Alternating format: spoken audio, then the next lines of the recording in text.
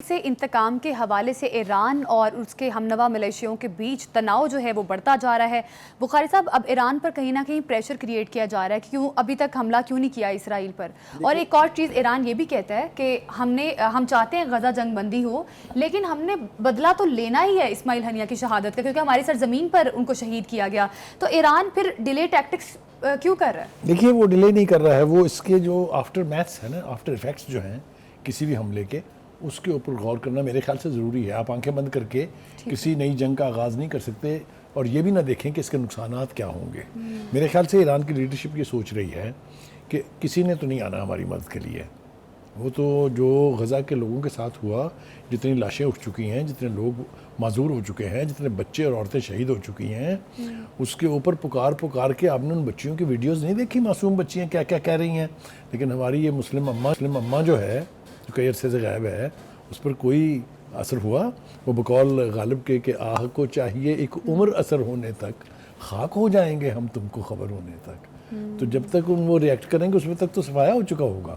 لہٰذا یہ جو ملیشیاز ہیں، خاص طور سے عراق میں اور لیبنان میں جو obviously حزب اللہ ہے، اور یمن میں جو حوثیز ہیں، اور القسم بریگیڈ جو خود غزہ میں موجود ہے، یہ سب کہہ رہے ہیں کہ جلدی کریں، ہمارے جذبات جو ہیں وہ قابو سے باہر ہونے ہیں، بدلہ لینا چاہیے اسماعیل ہنیہ کا اور اسرائیل نے جو کچھ کیا ہوا ہے۔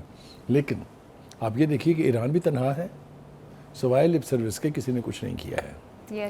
اس لیے اس کو 10 دفعہ سوچ کے کوئی بڑا فیصلہ کرنا ہوگا۔ تو اگر یہ شدت بھی جاری رہے ملیشیاز کی، اور ایران جس نے ریڈ فلیگ لہرایا ہوا ہے وہ الٹیمیٹلی بدلہ لینے کے لیے حملہ کر دے، اسرائیل کا کیا بنے گا یہ تو میں ابھی نہیں کہہ سکتا۔ لیکن جس بات پہ میرا دل زیادہ دکھی ہے وہ یہ ہے کہ جتنے بھی مسلمان ممالک ہیں جو وسائل سے بھرپور ہیں، جن کے پاس بے پناہ اسلحہ بارود موجود ہے، جن کے پاس اگر وہ چاہیں تو اسرائیل کو سبق سکھا سکتے ہیں، لیکن وہ بالکل خاموش ہیں۔ وہ بیزار لکھنوی صاحب نے ایک نظم لکھی تھی جو میرے خیال سے موقع کی نزاکت سے، اگر آپ بھی اجازت دیں گے تو میں سنا دوں گا کہ اس دور میں اے دوست زبوں حالی مسلم، دیکھی نہیں جاتی ہے مگر دیکھ رہا ہوں، ہلتے نہیں فریاد سے کیوں عرش کے پائے، مظلوم کی آہوں کا اثر دیکھ رہا ہوں، اور سیاد نے پھونکا تھا انا دل کا نشیمن، سیاد کا جلتا ہوا گھر دیکھ رہا ہوں۔ میری یہ دعا ہے کہ اسرائیل کی مائیں بھی اسی طرح سے چیخیں، اسی طرح سے بین کریں جس طرح غزہ کے لوگوں نے کیا ہے۔ یہ ہماری زندگیوں میں ہوگا۔ اللہ تعالیٰ کے ہاں دیر ضرور ہے، اندھیر نہیں ہے، یہ ہم نے اپنے بزرگوں سے سنا ہے۔ اسرائیل کے ساتھ وہی کچھ ہوگا جو اس نے دوسری قوموں کے ساتھ کیا ہے۔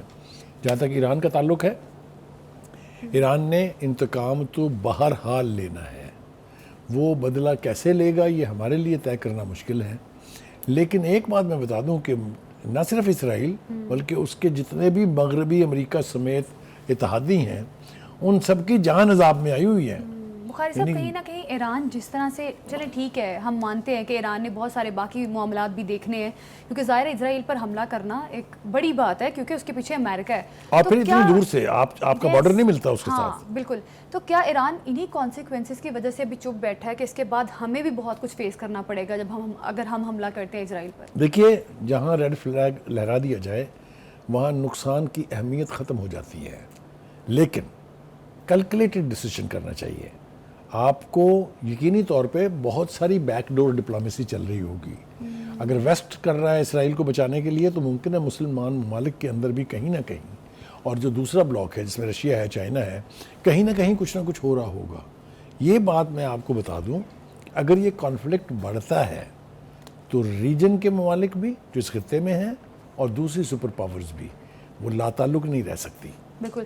بخاری صاحب، ابھی ایران کا اسرائیل پر حملہ کرنا کہیں نہ کہیں بہت ضروری ہے، کیونکہ اگر وہ حملہ نہیں کرتا تو ایک وہ جائے گا، یہ تمام تر لوگوں کو اشارہ کہہ سکتے ہیں کہ اس کا مطلب ہے کہ واقعی اسرائیل بہت پاورفل، اور اسرائیل پاورفل سمجھے گا، دیکھا ہم نے ان کی سرزمین پر ایک شہید کیا بندے کو اور ہمارے خلاف کوئی کچھ نہیں کر سکتا۔ جن ملیشیاز کی بے چینی کا ہم ذکر کر رہے ہیں اس کی وجہ یہی ہے جو آپ کہہ رہی ہیں، بالکل، کہ اتنا بڑا کھلواڑ ہو گیا، اتنا بڑا لیڈر شہید کر دیا انہوں نے، اور ہم کتنی دیر انتظار کریں۔ تو یہ ان کی بے چینی جو ہے وہ سمجھ میں آنے والی بات ہے۔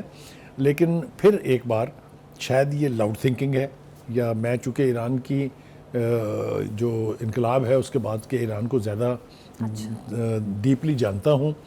یہ ہو نہیں سکتا کہ ایران اسرائیل کو بلیڈ نہ کرائے. اچھا when and how that Iranian leadership will decide. I and you cannot decide that. ٹھیک ہے. دیکھنا یہ ہے کہ ایران اب آگے کیا اسٹریٹجی اپناتا ہے اور کس طرح سے اسرائیل کو دنیا کے سامنے بے نقاب کرتا ہے اور اسرائیل سے اسماعیل ہنیہ کی شہادت کا بدلہ لیا جاتا ہے. ابھی پروگرام سے ہمیں دیجیے اجازت. اللہ حافظ.